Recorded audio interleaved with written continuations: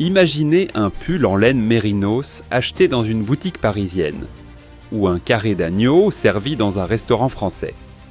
À première vue, ces deux produits n'ont rien en commun.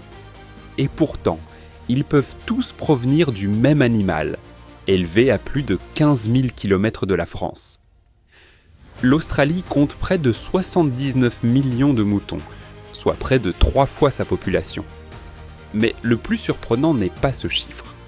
Le véritable secret est qu'un seul mouton peut rapporter de l'argent pendant des années avant même de devenir de la viande. Comment un pays frappé par les sécheresses, les incendies et un climat parmi les plus rudes du monde est-il devenu l'un des géants mondiaux de la laine et de l'agneau ? Et surtout, pourquoi ce système concerne-t-il aussi les consommateurs français ?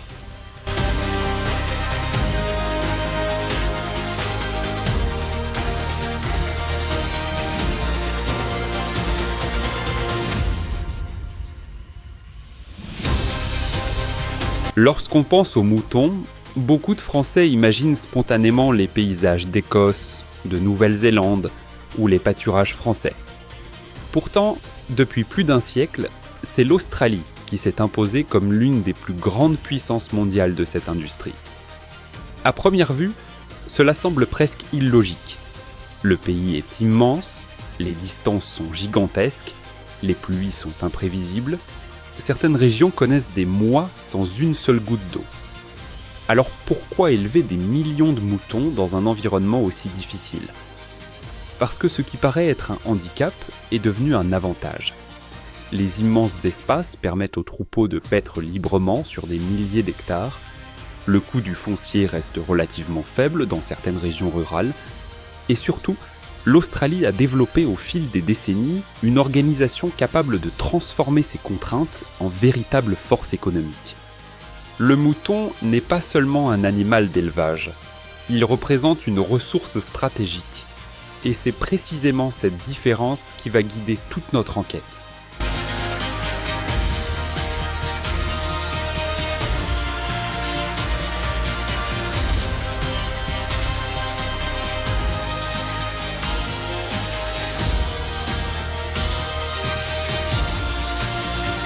Beaucoup pensent qu'un animal d'élevage n'a qu'une seule valeur. On l'élève, puis il est vendu. Le mouton australien raconte une histoire bien différente. Pendant plusieurs années, il produit de la laine. Chaque tonte devient une nouvelle source de revenus. Puis, il participe parfois à la reproduction du troupeau. Et seulement à la fin de cette longue période, il rejoint la filière alimentaire. Autrement dit, un même animal peut générer de la valeur à plusieurs reprises au cours de sa vie. C'est précisément ce modèle économique qui distingue cette industrie de nombreuses autres filières d'élevage. Pour un éleveur, préserver un mouton en bonne santé pendant plusieurs années est souvent bien plus rentable que de chercher un profit immédiat. Mais cette stratégie comporte aussi des risques. Une mauvaise saison, une sécheresse prolongée ou une vague de chaleur exceptionnelle. Et plusieurs années d'investissement peuvent disparaître en quelques semaines. Dans un pays où le climat décide souvent des règles du jeu, chaque agneau représente déjà un pari sur l'avenir.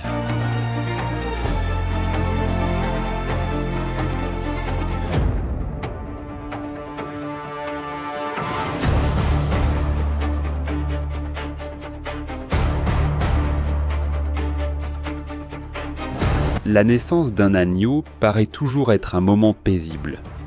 Pour les éleveurs australiens, c'est pourtant la période la plus stressante de l'année. Un simple épisode de pluie froide, quelques jours de vent violent ou une chaleur inhabituelle, et les pertes peuvent devenir considérables. C'est pourquoi les périodes d'agnolage sont planifiées avec une précision remarquable. Les brebis sont surveillées de près, les jeunes agneaux doivent recevoir rapidement leur premier lait afin de renforcer leur système immunitaire. Mais un autre ennemi menace les troupeaux, les parasites. Dans certaines régions, les mouches pondent leurs œufs sur les animaux, provoquant une maladie particulièrement redoutée appelée fly strike. Pour limiter ce risque, les éleveurs mettent en place différentes pratiques de prévention. Certaines sont largement acceptées, d'autres restent très controversées. C'est justement ici que les débats commencent. Jusqu'où peut-on aller pour protéger des millions d'animaux ? Et où se situe la frontière entre efficacité et bien-être animal ? Cette question ne divise pas seulement l'Australie, elle concerne aujourd'hui toute l'Europe.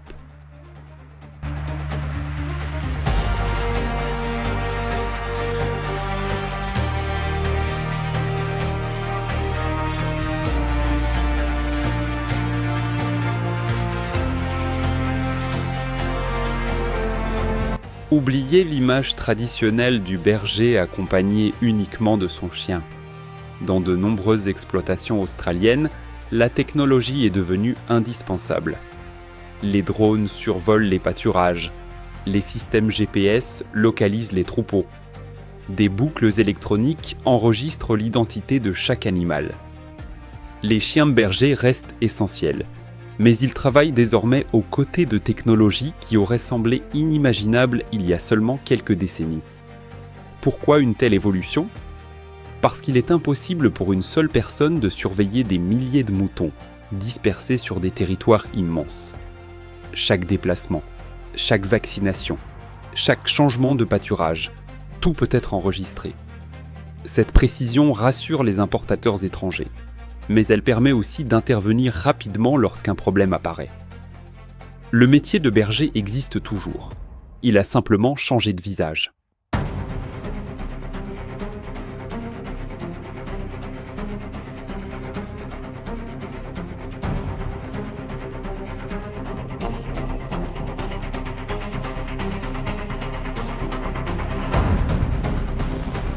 Pour beaucoup de consommateurs, la laine est un produit ordinaire.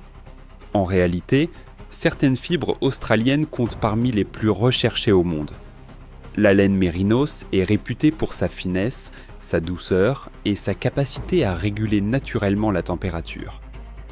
Après la tonte, chaque toison est triée avec une grande précision.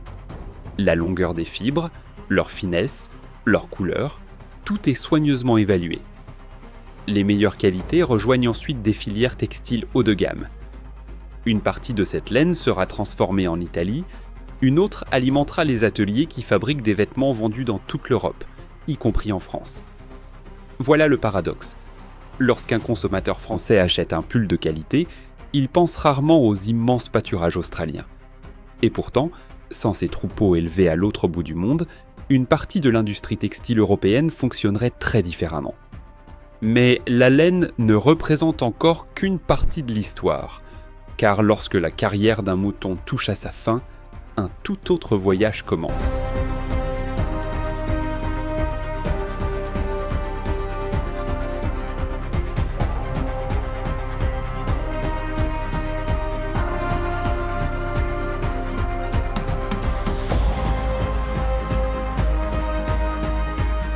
Après plusieurs années passées dans les pâturages, une partie des moutons entre dans une nouvelle étape. Cette fois, il ne s'agit plus de produire de la laine. Il s'agit de nourrir des millions de consommateurs à travers le monde. À première vue, une question paraît évidente. Pourquoi importer de l'agneau depuis un pays situé à plus de 15 000 km de la France ? La réponse ne tient pas seulement au prix.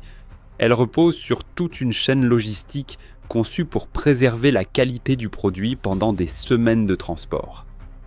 Avant leur départ, les animaux sont regroupés selon leur âge, leur poids et leur destination. Chaque lot est identifié avec précision. Le transport est organisé afin de limiter le stress, car celui-ci peut influencer directement la qualité de la viande. Une fois arrivés dans les centres de transformation, les carcasses sont rapidement refroidies. La chaîne du froid devient alors la priorité absolue. À partir de ce moment, chaque heure compte. Des chambres frigorifiques, des containers réfrigérés, des navires spécialisés, puis des centres de distribution européens. Enfin, des boucheries et des restaurants. Lorsque le consommateur français découvre un morceau d'agneau dans son assiette, il imagine rarement ce voyage de plusieurs milliers de kilomètres. Et pourtant, cette organisation est devenue l'un des principaux avantages de l'Australie sur le marché mondial.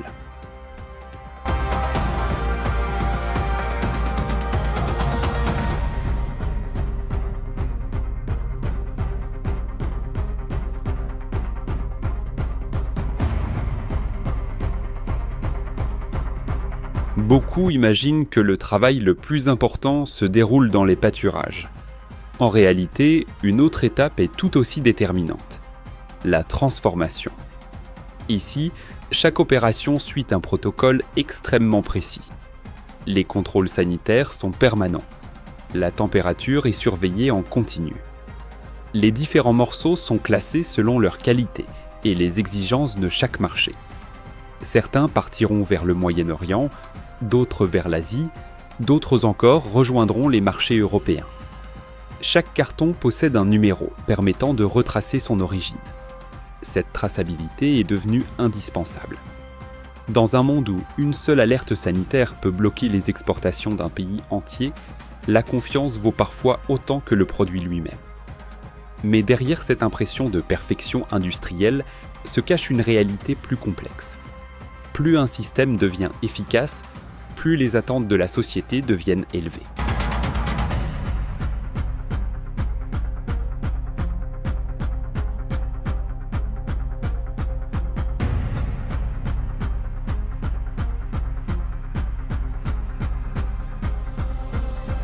Il suffit de parcourir les débats sur les réseaux sociaux pour comprendre que le sujet divise profondément. Pour certains, l'industrie australienne représente un modèle d'organisation. Elle nourrit des millions de personnes. Elle fait vivre des milliers d'exploitations. Elle soutient des régions entières où peu d'autres activités économiques seraient possibles. Pour d'autres, produire à une telle échelle soulève inévitablement des questions. Peut-on réellement concilier efficacité industrielle et bien-être animal ? Les nouvelles technologies améliorent-elles réellement les conditions d'élevage ? Ou permettent-elles simplement de gérer davantage d'animaux avec moins de personnel ? Ces interrogations ne concernent pas uniquement l'Australie. Elles traversent aujourd'hui toute l'Europe. En France également, les consommateurs veulent savoir d'où vient leur viande, comment les animaux ont été élevés et quelles pratiques se cachent derrière les étiquettes. Il ne s'agit plus seulement d'acheter un produit, il s'agit aussi de choisir un modèle agricole. Et c'est précisément ce qui explique pourquoi ce débat devient chaque année plus intense.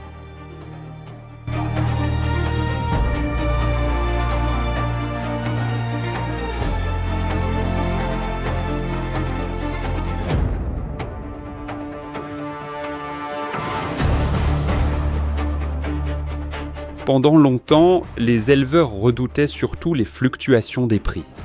Aujourd'hui, une autre menace domine toutes les autres, le climat. Les sécheresses deviennent plus longues, les incendies plus fréquents. Les pâturages disparaissent parfois en quelques semaines. Lorsque l'herbe manque, les coûts explosent. Il faut acheter davantage d'aliments, réduire la taille des troupeaux, reporter certains investissements. Dans les années les plus difficiles, l'Australie a perdu plusieurs millions de moutons. Et lorsque la production baisse dans l'un des principaux pays exportateurs du monde, les conséquences dépassent largement ces frontières. Les prix internationaux évoluent, les industriels s'adaptent, les importateurs recherchent de nouveaux fournisseurs. Même les consommateurs européens peuvent finir par ressentir les effets de ces événements climatiques sur leur propre marché. Finalement, l'avenir de cette industrie dépend peut-être moins des usines que des moutons.